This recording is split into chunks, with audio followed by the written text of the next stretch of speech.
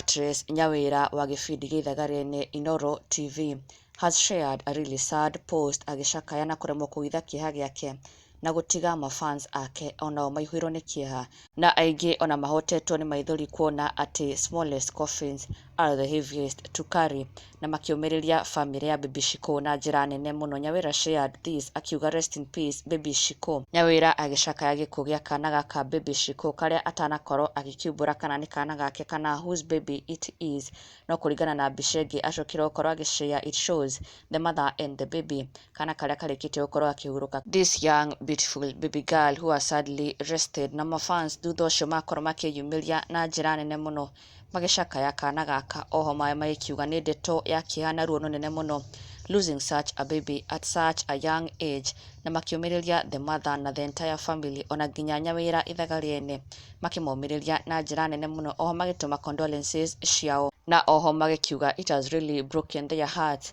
kuona such a baby sadly passing away. Karo akiuga such post break my heart. Mourns akauga the heaviest coffin, onake Marian akauga oh so sad, rest well little angel. Mourns akauga woi mwana, peace to the family. Onake the Mwangis makauga woye take heart mom, let her rest in peace.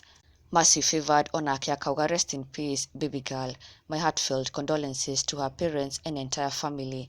Reni nake akauga oi Ngai igua tha so painful, may God console the family. Onake Eliza akauga no Alice Peter poleni so painful, na ona ithuma our deepest condolences to the mom, to the family.